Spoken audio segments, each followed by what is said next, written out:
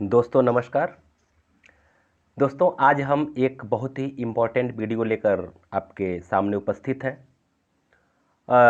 यह वीडियो जो है कि हिंदी भाषा की उत्पत्ति और विकास से संबंधित है, जो किसी भी परीक्षाओं में 4-5 प्रश्न तो अवश्य पूछे जाते हैं। हिंदी भाषा का विकास और उसका जो इतिहास है उसके संदर्भ में, चाहे टीजीटी हो, चाहे पीजीटी हो, बीएड हो, यूपी टेट हो, सुपर टेट हो या कोई भी एग्ज़ाम हो, इसमें अवश्य पूछे जाते हैं। और आप देख रहे हैं कि मैं आपके लिए अच्छे अच्छे प्रश्नों की श्रृंखला लेकर के वीडियो बना रहा हूं। जैसा कि आप जानते हैं कि मेरे इस चैनल पे, ज्ञानकोश एजुकेशन चैनल पे, इसके प्लेलिस्ट में आप जा कर के आदिकाल भक्ति काल से संबंधित कई सारे वीडियो देख भी सकते हैं। और आपका यह जो वीडियो जो मैं आज आपके लिए लेकर के उपस्थित हुआ हूं, यह आपके हर एक परीक्षा के लिए बहुत ही इम्पॉर्टेंट होगा, बहुत लाभदायक होगा। विश्वास कीजिए, आप पूरा वीडियो को अंत तक देखेंगे। इसमें हम लोग 50 प्रश्नों की श्रृंखला को पढ़ेंगे और 50 क्वेश्चन के आधार पर और भी 10-20 क्वेश्चन को हम लोग अलग से भी जान लेंगे। क्योंकि इसके पहले जो मैं वीडियो बनाया, कुछ वीडियो 1-1 घंटे का हो गया, तो शायद मुझे लगा कि आपका ज़्यादा समय उसमें लग रहा है। हालांकि अगर ज्ञान लेना है तो समय का काउंटिंग करना उचित नहीं है, लेकिन फिर भी हम सोच रहे हैं कि वीडियो थोड़ा सा कुछ छोटा छोटा करके बनाएं। यानी कि आज हम सिर्फ 50 वीडियो ही लेकर के आपके सामने उपस्थित हुए हैं। इसके बाद फिर इसका जो शेष भाग है, हिंदी भाषा की उत्पत्ति और विकास से संबंधित, उसका हम लोग अगले वीडियो में पढ़ेंगे। ठीक है ना।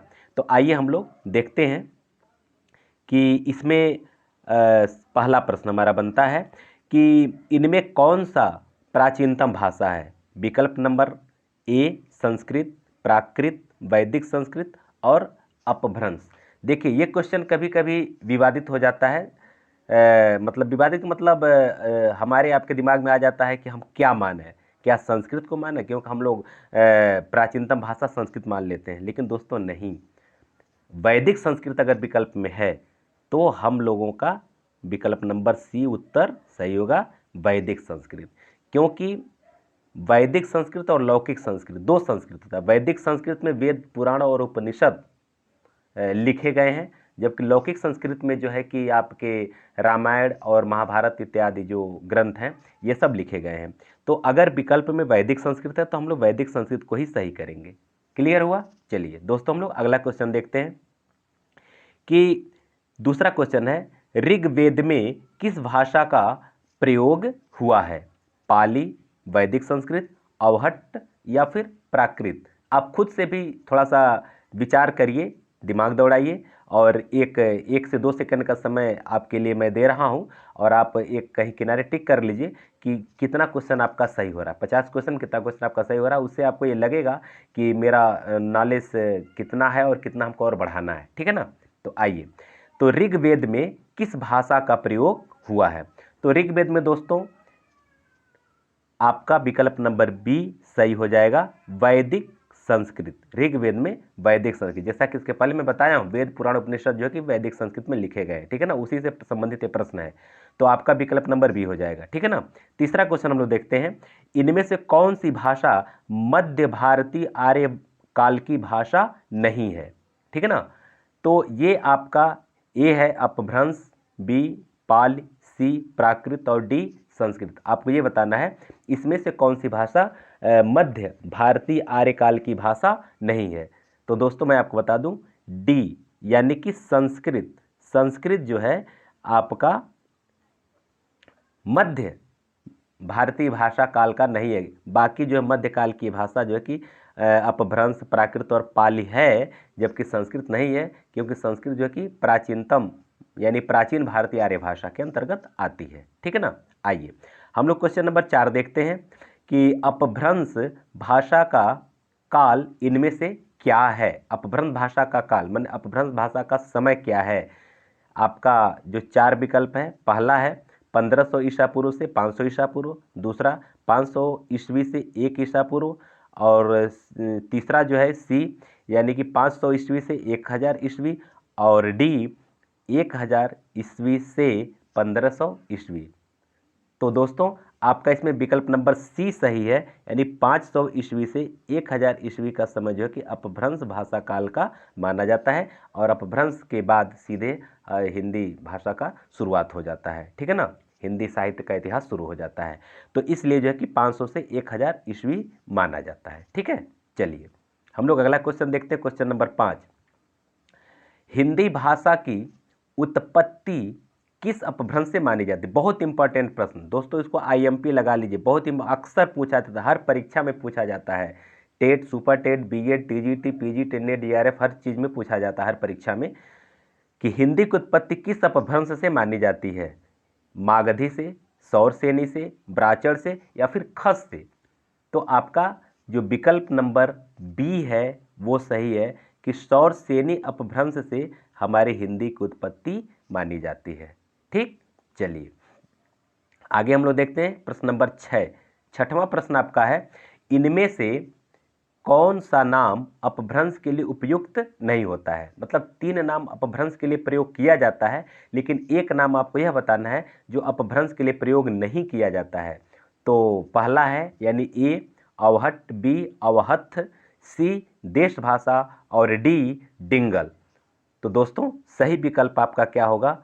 शायद टिक कर चुके होंगे, डी यानी कि डिंगल। डिंगल भाषा जो है अपभ्रंश भाषा के लिए प्रयोग नहीं किया जाता है, बाकी अपभ्रंश के लिए इन 3 शब्दों का प्रयोग किया जाता है, अवहट, देश भाषा और अवहत का प्रयोग करते हैं। ठीक है ना, चलिए आगे हम लोग देखते हैं क्वेश्चन नंबर 7। 7वां प्रश्न जो है कि इनमें से कौन सी भाषा वियोगात्मक भाषा है? बहुत इंपॉर्टेंट प्रश्न, इसको भी आप इंपॉर्टेंट कर लीजिएगा। आप सोचते होंगे कि मैं सब इंपॉर्टेंट मैं क्यों करवा रहा हूँ, बहुत ये जो प्रश्न जो है कि बार बार परीक्षाओं में पूछा जाता है, मेरा एक्सपीरियंस बता रहा है, तो इसलिए जो है कि मैं जो कह रहा हूँ इंपॉर्टेंट, आप उसको इंपॉर्टेंट जरूर कर लीजिए।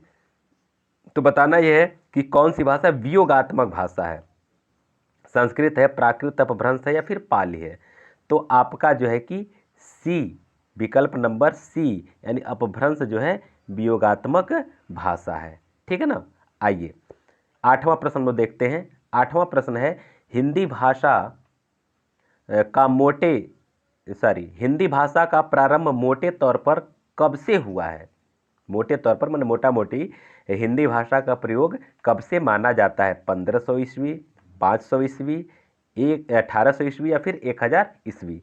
तो दोस्तों आपका विकल्प नंबर डी सही होगा, यानी कि 1000 ईस्वी। जैसा कि इसके पहले आप पढ़ चुके हैं, अपभ्रंश का जो समय है वह 500 से 1000 ईस्वी के बीच में है, और हिंदी भाषा का तुरंत उसके बाद से प्रारंभ शुरू हो जाता है, नहीं 1000 ईस्वी के बाद शुरू हो जाता है। क्लियर हुआ? चलिए हम लोग 9वां क्वेश्चन देख लेते हैं इसी लगे। संस्कृत में किसी शब्द के कुल कितने रूप विभक्ति और वचनों के आधार पर बनते हैं? 24, 18, 9, या फिर 2? बहुत इंपॉर्टेंट प्रश्न ये भी है। संस्कृत में किसी शब्द के कुल कितने रूप विभक्ति और वचनों के आधार पर बनते हैं? तो यह इसका उत्तर बहुत आसान है, थोड़ा सा अगर आप ध्यान दें तो आप इसके उत्तर को सही टिक कर सकते हैं। 24 है कि 18 है कि 9 है या 2 है? तो ध्यान दीजिए, आपका विकल्प नंबर ए सही है, 24। 24 कैसे? जैसे कि विभक्ति आप जानते हैं, विभक्ति बनती है प्रथमा, द्वितीय, तृतीय, चतुर्थी, पंचमी, षष्ठी, सप्तमी और संबोधन। तो 8 ये हो गया, तो 8 तो ये हो गया।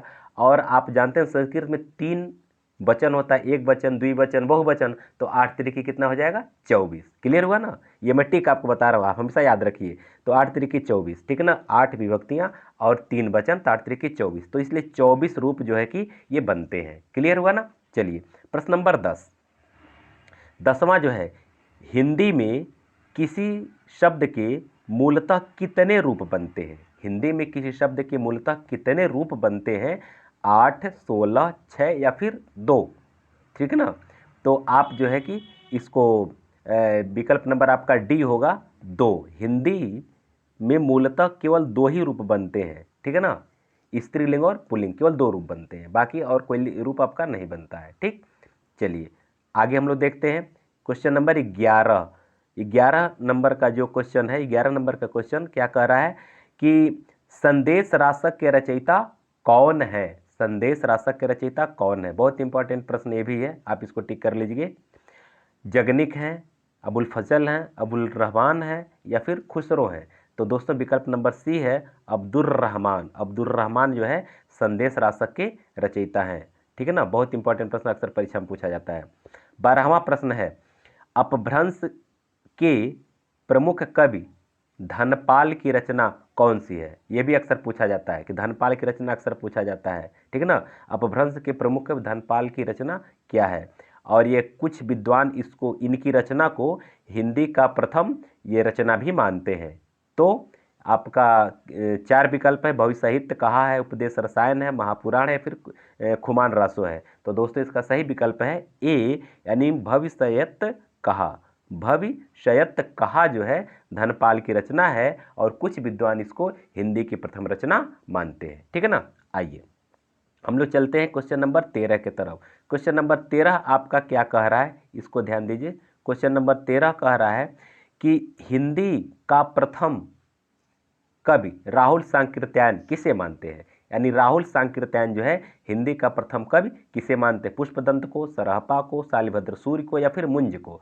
तो दोस्तों सही विकल्प आप जानते हैं और आप टिक किए होंगे। अगर टिक किए होंगे बी तो आपका उत्तर सही है, सरहपा। हमेशा याद रखिए सरहपा को ज़्यादातर विद्वान, सबसे अधिक विद्वान, हालांकि विवादित प्रश्न है कि कुछ विद्वान किसी को हिंदी का प्रथम कवि मानते हैं, लेकिन राहुल सांकृत्यायन जी ने जिस सरहपा को हिंदी का प्रथम कवि माने हैं उसमें अधिकांश विचारक या विद्वान जो है कि इन्हीं को पहला कवि मानते हैं। ठीक है ना, अगला 14वां प्रश्न आपका है शब्दानुशासन नामक प्राचीन व्याकरण के रचयिता कौन है? शब्दानुशासन एक व्याकरण ग्रंथ है, इसके रचयिता कौन है?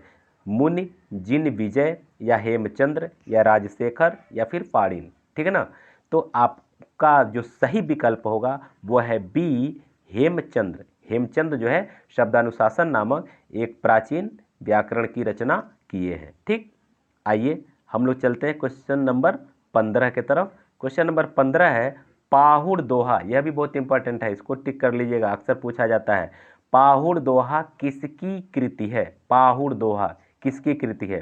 धनपाल की है, हेमचंद्र की है, राम सिंह की है या फिर पुष्पदंत की है? तो दोस्तों सही विकल्प है सी, राम सिंह। पाहुड़ दोहा जो है कि राम सिंह की कृति है, इसको हमेशा आप याद रखेंगे। 16वां प्रश्न देखिए, 16वां प्रश्न है इनमें से किस कवि की गणना 84 सिद्धों में होती है? कौन ऐसे कवि हैं जिनकी गणना 84 सिद्धों में होती है? ज्योतिंदु, धनपाल, स्वयंभू या सरहपा? तो दोस्तों इसका सही उत्तर होगा डी, सरहपा। सरहपा जो है 84। एक प्रश्न आपका इसी लगे और भी आपका तैयार हो जाएगा। कभी ये पूछता है कि कुल कितने सिद्ध कवि हैं या सिद्ध कवियों की संख्या कितनी मानी जाती है? तो इसकी संख्या कितनी है? 84, यानी 84 सिद्ध कवि हैं। और इसका सबसे इम्पॉर्टेंट चीज़ क्या है, हर सिद्ध कवियों के नाम के पीछे पा जुड़ा रहता है, जैसे सरहपा, कल्हड़पा, ठीक है ना, इस तरह से नाम जुड़ा रहता है, पा जुड़ा रहता है, इसको ध्यान रखेंगे आप। लुईपा, इस तरह से कुछ नाम आते हैं। ठीक, आगे हम लोग देखते हैं क्वेश्चन नंबर 17 को देखते हैं। इनमें से कौन सिद्ध नहीं है, माने कौन जो है कि सिद्ध कवि नहीं है, आपको ये बताना है। तो लुईपा, सरहपा, गोरक्षपा और देवसेन। तो आप इसके पहले जस्ट अभी मैं बताया हूँ कि सिद्ध कवियों के पीछे एक शब्द, एक अक्षर जुड़ा रहता है, क्या? पा, पा, पा। तो देख रहे हैं ना, लुईपा, सरहपा, गोरक्षपा, ये जो है कि ये तो सिद्ध हैं, लेकिन देवसेन सिद्ध नहीं है, अर्थात सही विकल्प आपका डी हो जाएगा, देवसेन। देवसेन जो एक सिद्ध कवि नहीं है। 18वां क्वेश्चन हम लोग देख लेते हैं। इनमें से अवधी भाषा का प्राचीनतम प्रयोग, प्राचीनतम कृति कौन सी है? इनमें से अवधी भाषा की प्राचीनतम कृति कौन सी है, आपको ये बताना है। रामचरितमानस, पद्मावत, चित्रावली या फिर चंदायन? ठीक है ना, तो अवधी भाषा, दोस्तों यहाँ ध्यान रखिएगा, ये जितनी रचनाएं हैं ये सब अवधी भाषा में ही हैं। रामचरितमानस भी अवधी भाषा में, पद्मावत भी है, चित्रावली भी है, चंदायन भी है। लेकिन अगर इस तरह का प्रश्न आ जाए कि प्राचीनतम कृति अगर पूछता है अवधी भाषा का और इसमें चंदायन अगर है, तो सही आपका उत्तर यही हो जाएगा, यानी कि डी विकल्प सही है, चंदायन। चंदायन सबसे प्राचीन कृति है अवधी भाषा का। ठीक, आइए हम लोग क्वेश्चन नंबर 19 देखते हैं। हंस जवाहिर के रचयिता कौन? ये भी अक्सर पूछा जाता है।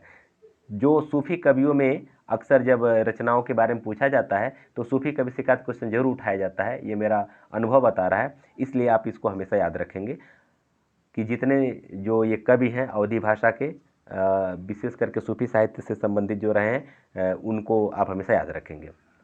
चलिए, हंस जवाहिर के रचयिता कौन है? हंस जवाहिर तो शेख नबी हैं, जायसी हैं, कासिम शाह हैं या फिर उस्मान हैं? तो दोस्तों इसका सही विकल्प है सी, कासिम शाह। कासिम शाह जो है हंस जवाहिर के रचयिता हैं। क्वेश्चन नंबर 20 को हम लोग देख लेते हैं। इनमें से कौन सी रचना अवधी भाषा की नहीं है? कौन सी रचना अवधी भाषा की नहीं, आपको ये बताना है। विनय पत्रिका, रामचरितमानस, पद्मावत या फिर मधुमालती? तो दोस्तों एक चीज़ आप याद रखिएगा कि तुलसीदास की कुछ रचनाएं अवधी भाषा में है और कुछ रचनाएं ब्रज भाषा में है, ये आपको ध्यान रखना है। तो इसमें आप देख रहे हैं कि तुलसीदास का एक रचना रामचरितमानस है, तो ये जो कि यह अवधी भाषा में है। ये किस भाषा में? ये अवधी भाषा में है। लेकिन विनय पत्रिका जो है अवधी भाषा में नहीं है, यह जो है कि ब्रज भाषा में है। इसलिए आपका विकल्प नंबर ए सही हो जाएगा। और कभी कभी ये भी प्रश्न पूछा जाता है कि विनय पत्रिका, तुलसीदास कृत विनय पत्रिका किस भाषा में रचित है? उसमें एक विकल्प ब्रज रहता है, एक विकल्प अवधी रहता है। तो आप हमेशा ध्यान रखेंगे कि ब्रज भाषा का ही टिक करेंगे। ठीक है, चलिए हम लोग क्वेश्चन नंबर 21 देखते हैं। क्वेश्चन नंबर 21 क्या कह रहा है कि इनमें से कौन सी कृति तुलसी की नहीं है? अब आपको ये बहुत आसान सा प्रश्न है कि कौन सी कृति जो है, कौन सी रचना तुलसीदास की नहीं है, आपको ये बताना है। कवितावली, अनुराग बांसुरी, गीतावली या फिर दोहावली? तो दोस्तों आप जानते हैं कवितावली, गीतावली और दोहावली, कवितावली, गीतावली और दोहावली ये तीनों रचनाएं तुलसीदास की हैं, लेकिन अनुराग बांसुरी तुलसीदास की नहीं है। ठीक है ना, ये नूर मोहम्मद की रचना है। ठीक है ना, तो इसलिए जो है कि अनुराग बांसुरी हो जाएगा इसका सही उत्तर। आइए क्वेश्चन नंबर 22 हम लोग देखते हैं। नासकेतोपाख्यान के रचयिता कौन है? ये अक्सर आप पढ़ते हैं, अक्सर आप इसको जानते हैं, बहुत आसान सा प्रश्न है लेकिन अक्सर पूछा जाता है, ये भी मैं आपको बता देना चाहता हूँ। तो सदल मिश्र हैं, इंसाल्लाह खां हैं, भारतेंदु हैं या फिर शिव प्रसाद सिंह हैं? तो दोस्तों आपका सही विकल्प है ए, सदल मिश्र। नासकेतोपाख्यान के रचयिता सदल मिश्र हैं। ठीक है, आइए क्वेश्चन नंबर 23 हम लोग देखते हैं। स्वामी दयानंद सरस्वती ने इनमें से किसकी स्थापना की है? स्वामी दयानंद सरस्वती ने किसकी स्थापना की? ब्रह्म समाज की है, प्रार्थना समाज की है, आर्य समाज की है या फिर रामकृष्ण मिशन की है? तो दोस्तों आप सब जानते हैं, यह प्रश्न में अक्सर पूछा जाता है, अक्सर पूछा जाता है, ध्यान रखेंगे। इसका सही विकल्प होगा सी, आर्य समाज। आर्य समाज की स्थापना दयानंद सरस्वती ने किया था। ठीक है ना। क्वेश्चन नंबर 24, भारत में थियोसोफिकल सोसाइटी का प्रचारक कौन था? बहुत इंपॉर्टेंट प्रश्न और अक्सर आता है ये कि थियोसोफिकल सोसाइटी का प्रचारक कौन था भारत में? महात्मा गांधी थे, मिस्टर ह्यूम थे, एनी बेसेंट या फिर निवेदिता थी? तो दोस्तों सही विकल्प आपका है सी, यानी कि एनी बेसेंट। एनी बेसेंट जो है भारत में थियोसोफिकल सोसाइटी की प्रचारक थी। ठीक है, आइए हम लोग क्वेश्चन नंबर 25 को देख लेते हैं। क्वेश्चन नंबर 25 क्या कहता है? राम प्रसाद निरंजनी की रचना इनमें से कौन सी है? यानी कौन सी रचना राम प्रसाद निरंजनी की है? प्रेम सागर है, भाषा योग वासिष्ठ है, प्रबोध चंद्रोदय है या फिर भाग्यवती है? तो दोस्तों सही विकल्प आपका होगा बी, भाषा योग वासिष्ठ। भाषा योग वासिष्ठ जो है यह राम प्रसाद निरंजनी की रचना है। ठीक, आइए क्वेश्चन नंबर 26 हम लोग 26 देख लेते हैं। क्या कह रहा है क्वेश्चन नंबर 26? 84वें श्रवण की वार्ता किस भाषा में लिखी गई गद्य रचना है? 84वें श्रवण की वार्ता अक्सर पूछा जाता है, क्योंकि ये दो रचनाएं 84वें श्रवण की वार्ता, 252वें श्रवण की वार्ता, अक्सर पूछा जाता है कि किस भाषा में लिखी गई है। ठीक है ना। तो देखिए ए आपका है हिंदी, बी राजस्थानी, सी ब्रज भाषा और डी जो है अपभ्रंश। तो आपका सही विकल्प होगा सी, ये ब्रज भाषा में लिखी गई ये दोनों रचनाएं। 84वें श्रवण की वार्ता पूछी जाए या फिर 252वें श्रवण की वार्ता पूछी जाए, इसके रचनाकार गोकुलनाथ जी हैं, जो कि भक्ति काल में आते हैं, भक्ति काल के ये कवि रहे हैं और ये जो है कि इतने लेखकों के जीवन चरित्र के बारे में वर्णन किए हैं। तो इसलिए जो है कि आपका ये ब्रज भाषा का प्रयोग आप मतलब जहाँ रहेगा आप उसको सही टिक करेंगे। ठीक, आइए क्वेश्चन नंबर 27 हम लोग देख लेते हैं। राजा लक्ष्मण सिंह किस हिंदी के पक्षधर थे? बहुत इंपॉर्टेंट प्रश्न है, क्योंकि इसमें दो राजा थे जो हिंदी के विकास के लिए बहुत बहुत ज़्यादा बहुत महत्वपूर्ण योगदान दिए, राजा लक्ष्मण सिंह और दूसरे हैं राजा सितारे हिंद, ठीक है ना, शिव प्रसाद सिंह सितारे हिंद उनका नाम है, ठीक है ना। तो ये दो राजा थे और हिंदी के लिए बहुत महती कार्य किए हैं, बहुत वंदनीय कार्य किए हैं।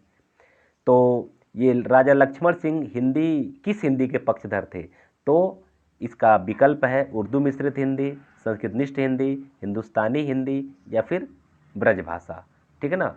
तो आपका विकल्प नंबर होगा बी, यानी कि संस्कृतनिष्ठ हिंदी। संस्कृतनिष्ठ हिंदी के पक्षधर जो है कि राजा लक्ष्मण सिंह थे। जबकि एक क्वेश्चन मैं आपको इसी लेकर और बता देना चाहता हूँ, सितारे हिंद, शिव प्रसाद सिंह सितारे हिंद जो है वह उर्दू मिश्रित हिंदी के पक्षधर थे, ठीक। आइए हम लोग अगला क्वेश्चन देखते हैं, क्वेश्चन नंबर 28। हिंदी भाषा बोलने वालों की अनुमानित संख्या क्या है? मैंने लगभग कुल कितने लोग हिंदी भाषा बोलते हैं अपने भारत में, अपने हिंदुस्तान में? 10 करोड़, 60 करोड़, 20 करोड़ या फिर 40 करोड़, ठीक है ना। तो यह जो आंकड़ा है, जो जिस समय का एडिशन है उस समय का यह आंकड़ा, इस समय तो कुछ और भी बढ़ा होगा, लेकिन अगर इस तरह का अगर विकल्प आता है तो इसमें आपका विकल्प नंबर बी होगा 60 करोड़। यानी अब आपके सामने 60 करोड़ से ज़्यादा का अगर विकल्प है तो आप इसको सही टिक कर सकते हैं, ठीक। आइए 29 हम लोग देख लेते हैं, क्वेश्चन नंबर 29 क्या कह रहा है? हिंदी के अंतर्गत कुल कितनी बोलियां हैं? बहुत इंपॉर्टेंट प्रश्न, अक्सर पूछा जाता है, हिंदी के अंतर्गत कुल कितनी बोलियां आती हैं? तो दोस्तों हिंदी के अंतर्गत 10 हैं कि 5 है कि 18 है कि 15 हैं? तो आप सब जानते हैं कि हिंदी के अंतर्गत 18 बोलियों का प्रयोग किया जाता है, ठीक। 30वां क्वेश्चन क्या कह रहा है? इनमें से कौन पश्चिमी हिंदी की बोली नहीं? बहुत इंपॉर्टेंट है, पश्चिमी हिंदी के अंतर्गत जो बोली नहीं है उसको आपको टिक करना है। तो मगही है, बुंदेली है, बांगरू है या फिर खड़ी बोली है? तो दोस्तों मैं आपको बता दूं, बुंदेली, बांगरू और ये खड़ी बोली ये सब पश्चिमी हिंदी की बोलियां हैं, जबकि मगही पश्चिमी हिंदी की बोली नहीं है, इसलिए विकल्प नंबर ए आपका सही हो जाएगा, ठीक। आइए क्वेश्चन नंबर 31 हम लोग देख लेते हैं।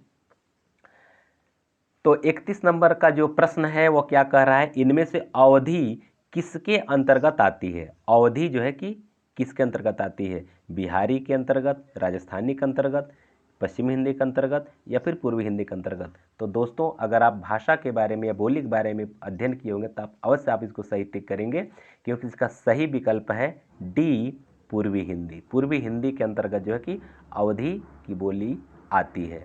क्वेश्चन नंबर 32 हम लोग देखते हैं, इनमें से कौन सी बोली बिहारी हिंदी की नहीं है? यानी इसमें से 3 बोली बिहारी हिंदी की है लेकिन एक बोली बिहारी हिंदी की नहीं है, वही आपको बताना है। मारवाड़ी, मगही, भोजपुरी और मैथिली। तो दोस्तों मैं आपको बता दूं, ये 3 बोली मगही, भोजपुरी और मैथिली ये बिहारी के अंतर्गत आती है, लेकिन मारवाड़ी नहीं आती है, क्योंकि ये जो है कि राजस्थानी के अंतर्गत आती है, ये राजस्थानी हिंदी के अंतर्गत आती है, ठीक है ना।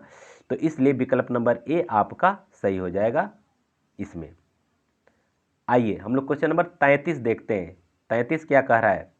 लखनऊ, बाराबंकी किस बोली के क्षेत्र में आते हैं? लखनऊ और बाराबंकी आपको बताना किस बोली के क्षेत्र में आते हैं? कन्नौजी, बैशवाड़ी, अवधी या फिर बुंदेली? तो दोस्तों लखनऊ बाराबंकी जो है कि ये अवध के आसपास का क्षेत्र है। आप जानते हैं अवध यानी अयोध्या के आसपास का क्षेत्र है, तो अवध के आसपास की बोली होती है अवधी, और इस तरह से आप इसका अंदाज़ा लगा सकते हैं कि अवध के आसपास नहीं, अयोध्या के आसपास जो है लखनऊ और बाराबंकी है, इसलिए जो है कि अवधी भाषा यानी विकल्प नंबर सी आपका सही हो जाएगा।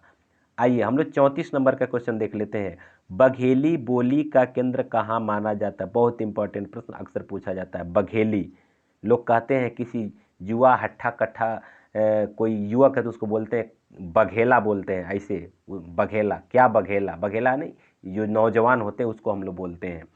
तो बघेली बोली का केंद्र कहाँ माना जाता है? रीवा, रायपुर, भोपाल या फिर इंदौर? तो दोस्तों आपका सही विकल्प है 34 का ए, रीवा। रीवा जो है ये मध्य प्रदेश में पड़ता है और वहाँ जो है कि ये बघेली बोली का केंद्र है ये। ठीक, आइए हम लोग क्वेश्चन नंबर 35 को देखते हैं। क्वेश्चन नंबर 35 क्या कह रहा है? 35 क्या कह रहा है? इनमें से ब्रज भाषा किस नगर की बोली है? इनमें से ब्रज भाषा किस नगर की बोली है? तो दोस्तों सर्वमान्य है, आप इसके बारे में खूब भली भांति जानते हैं, इसका उत्तर आप सही कर सकते हैं।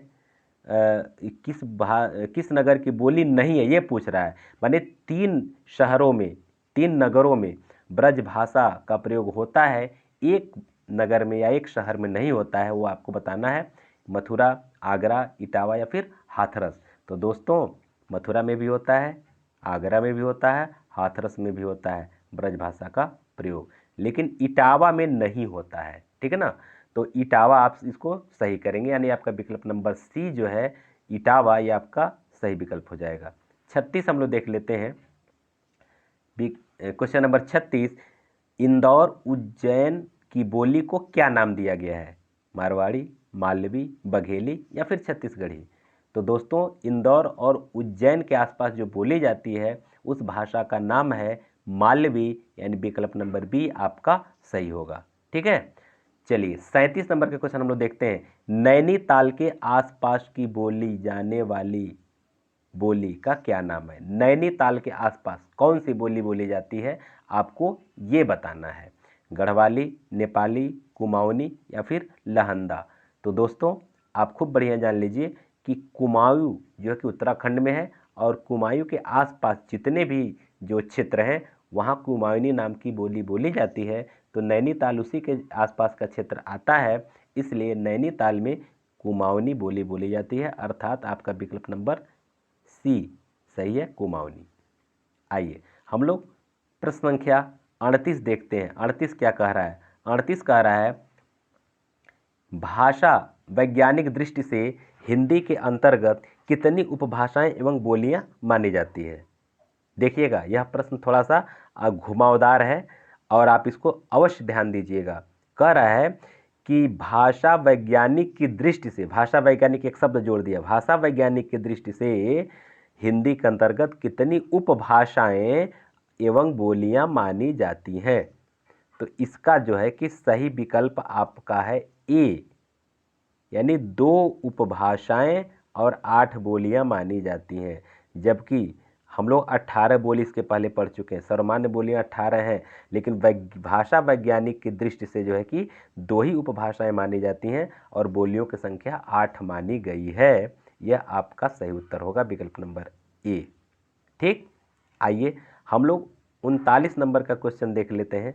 39 नंबर का जो क्वेश्चन है वो क्या कह रहा है? आइए, क्वेश्चन कह रहा है कि इनमें से कौन सा कथन सत्य नहीं है? 39 नंबर का क्वेश्चन, इनमें से कौन सा कथन सत्य नहीं है? खड़ी बोली का केंद्र मेरठ बिजनौर है, कन्नौजी का क्षेत्र फर्रुखाबाद इटावा है, ब्रजभाषा का केंद्र दिल्ली है और फिर मालवी का केंद्र इंदौर और उज्जैन है। तो दोस्तों यह थोड़ा सा यह भी घुमा करके बोला गया कि कौन सा कथन सत्य नहीं है। तो देखिए खड़ी बोली का केंद्र मेरठ बिजनौर है, ये सही है। कन्नौजी का क्षेत्र फर्रुखाबाद है, ये सही है। ब्रज भाषा का केंद्र दिल्ली कह रहा है, दिल्ली नहीं बल्कि मथुरा, इसलिए ये आपका सही नहीं है। और मालवी का केंद्र इंदौर और उज्जैन है, ये सही है। अर्थात ये पूछ रहा है कौन सा कथन सत्य नहीं है, तो इस सी नंबर का कथन यानी ये आपका सत्य नहीं है कि ब्रज भाषा का केंद्र दिल्ली है, ये सही नहीं है, इसलिए आपका यही उत्तर हो जाएगा। ठीक है, आइए हम लोग क्वेश्चन नंबर 40 देखते हैं। क्वेश्चन नंबर 40, इनमें से सत्य असत्य, इसमें से असत्य कथन छांटिए। इसमें से क्या छांटना है आपको? असत्य कथन छांटना है। क्या छत्तीसगढ़ी बिलासपुर रायपुर दुर्ग की बोली है, विद्यापति भोजपुरी के कवि हैं, हरियाणवी का एक नाम बांगरू है, बुंदेली का क्षेत्र झांसी ललितपुर है? तो दोस्तों असत्य क्या कह रहा है, जहाँ क्वेश्चन पर ध्यान देना है कि सत्य कह रहा है का असत्य कह रहा है, आपको ये ध्यान देना है। इसमें यानी कि 3 विकल्प सत्य है और 1 विकल्प असत्य हो, ये आपको छांटना है। तो छत्तीसगढ़ी बोली जो है बिलासपुर रायपुर और दुर्ग की बोली ये सही है। हरियाणवी बोली का एक नाम बांगरू है, बहुत अच्छा, ये एक प्रश्न यहाँ से निकल करके आएगा कि हरियाणवी बोली का दूसरा नाम क्या है, तो बांगरू उसको भी बोलते हैं। ठीक है ना, फिर बुंदेली का जो क्षेत्र झांसी ललितपुर है, अरे बुंदे लेहर बोलो कि हमने सुनी कहानी थी, खूब लड़ी मर्दानी वह तो झांसी वाली रानी थी। तो बुंदेली, बुंदे लेहर यानी बुंदेली झांसी ललितपुर की बोली है। अब ये असत्य क्या है, तो विद्यापति। विद्यापति जो है भोजपुरी के कवि नहीं है बल्कि मैथिली भाषा के कवि माने जाते हैं, इसलिए ये गलत है, इसलिए आपका विकल्प नंबर बी सही हो जाएगा। क्लियर हुआ? चलिए 41 नंबर का क्वेश्चन हम देख लेते हैं। इनमें से कौन सा जिला ब्रजभाषा क्षेत्र में नहीं आता है? अब ये फिर आपको बताना है कि कौन सा जिला ब्रजभाषा के क्षेत्र में नहीं आता है। तो देखिए, अलीगढ़, गाजियाबाद, मथुरा और फिर भरतपुर। तो ये 3 क्षेत्र जो है ब्रजभाषा के अंतर्गत आता है, एक नहीं आता। तो क्या नहीं आता है? तो दोस्तों मैं सही बताऊं आपको, विकल्प नंबर बी आपका सही है। गाजियाबाद नहीं आता है कि जो खड़ी बोली का क्षेत्र है ये। बाकी जो है कि ब्रजभाषा का क्षेत्र ये तीनों है, अलीगढ़, मथुरा और भरतपुर। ठीक, आइए 42 नंबर के क्वेश्चन हम लोग देखते हैं कि मानक हिंदी का मूल आधार कौन सी बोली है? मानक हिंदी आपको बताना है, मानक हिंदी का मूल आधार कौन सी बोली है? ब्रजभाषा है, खड़ी बोली है, उर्दू है या फिर हिंदुस्तानी है? तो दोस्तों मानक भाषा हमारी जो है वह खड़ी भाषा मानी जाती है, यानी विकल्प नंबर बी आपका सही हो जाएगा, खड़ी बोली। ठीक है, खड़ी बोली। 43 नंबर का क्वेश्चन, इनमें से असत्य युग्म को अलग कीजिए। कौन सा युग्म आपका असत्य है ये आपको बताना है। ए मैथिली विद्यापति, बी बिहारी ब्रजभाषा, सी तुलसी अवधी भाषा और डी केशव खड़ी बोली। तो दोस्तों सही विकल्प आपका है डी केशव, यानी केशव दास खड़ी बोली, क्योंकि आप जानते हैं मैथिल कोकिल विद्यापति को कहते हैं, ये सही है। बिहारी ब्रजभाषा में अपनी बिहारी से सही लिखे, ये भी सही है। तुलसीदास अवधी भाषा प्रमुख कवि हैं, जानते ही हैं। और ये केशव दास की जो रचना है वह जो है कि आपका खड़ी बोली के में नहीं लिखी गई है बल्कि ब्रज भाषा में लिखी गई, इसलिए ये आपका विकल्प नंबर डी असत्य युग्म है, इसलिए ये आपका आंसर हो जाएगा। ठीक है, आइए हम लोग 44 नंबर का क्वेश्चन देख लेते हैं कि देवनागरी लिपि का विकास किस लिपि से हुआ? बहुत इंपॉर्टेंट प्रश्न है। देवनागरी लिपि का विकास किस लिपि से हुआ है? खरोष्टी से, ब्राह्मी से, चित्रलिपि से या फिर गुरमुखी से? तो दोस्तों आपका सही विकल्प है बी, यानी कि ब्राह्मी लिपि से जो है देवनागरी लिपि का विकास हुआ है। आइए 45 नंबर का क्वेश्चन हम लोग देख लेते हैं कि देवनागरी लिपि में कुल कितने वर्ण हैं? ठीक है ना, ये वर्ण आपको बताना है कि देवनागरी लिपि में कुल कितने वर्ण का प्रयोग किया गया, कुल कितने वर्ण पाए जाते हैं। तो यह आप खूब भली भांति जानते हैं। अक्सर ये भी प्रश्न पूछता है कि हिंदी वर्णमाला में कुल कितने वर्ण का प्रयोग किया जाता है, इस तरह से प्रश्न बना करके पूछा जाता है। तो दोस्तों सही विकल्प आपका क्या हो जाएगा? 50, 57, 52 या 60? तो सही विकल्प आपका होगा सी, यानी कि 52। 52 जो है कि वर्ण देवनागरी लिपि में होते हैं। आइए 46 नंबर का क्वेश्चन हम लोग देख लेते हैं। देवनागरी लिपि इनमें से किस प्रकार की लिपि है? देवनागरी लिपि इनमें से किस प्रकार की लिपि है? बहुत इंपॉर्टेंट प्रश्न है। ध्वन्यात्मक लिपि है, वर्णात्मक लिपि है, चित्रात्मक लिपि है या फिर कुटिल लिपि है?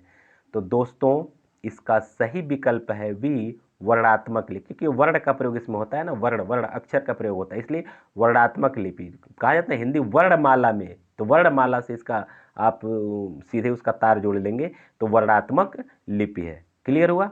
चलिए 47 देखते हैं। पंचम वर्ण के स्थान पर अनुस्वार का प्रयोग, पंचम वर्ण के स्थान पर अनुस्वार का प्रयोग देवनागरी में किए जाने का सुझाव किसने दिया था?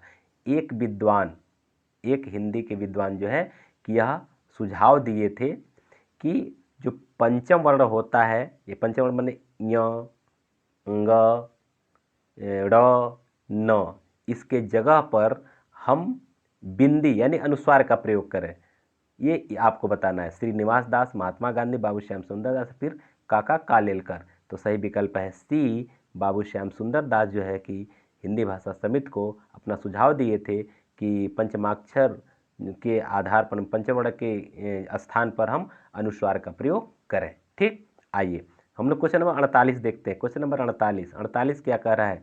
उत्तर प्रदेश सरकार ने 1947 में लिपि सुधार समिति का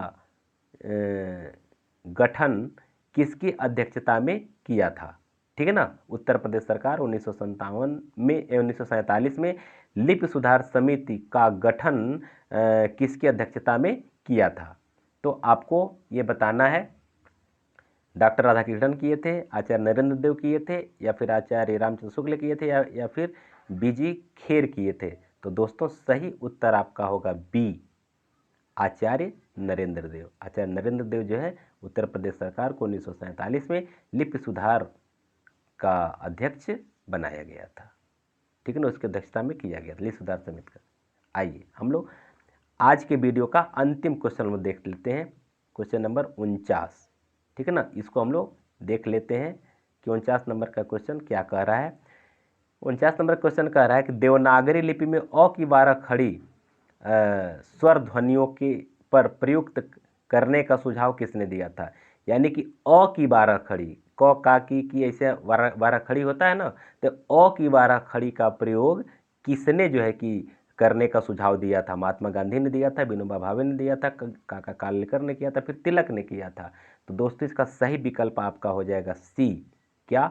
काका कालेलकर ने अ की 12 खड़ी। अ की 12 खड़ी का मतलब आप ऐसे समझिए, मैं थोड़ा सा बता देता ताकि आपके लिए हो जाएगा। अ आ, ठीक है ना, ई को ऐसे लिखने के लिए सुझाव दिए थे, छोटी ये बड़ी को ऐसे ई ऊ, यानी कि अ में ऐसे ऊ, ठीक है ना, ये इस अ में ये ऐसे बड़ा ऊ। अब शायद आप समझ गए होंगे, जैसे क का की कु लिखते हैं ना, वैसे अ आ ई ऊ ऐसे इसका ये सुझाव दिए थे काका कालेलकर। ये बहुत इंपॉर्टेंट प्रश्न अक्सर परीक्षा में पूछा जाता है दोस्तों, अक्सर बहुत डीप क्वेश्चन है, हालांकि देखने में आसान है लेकिन बहुत डीप क्वेश्चन है।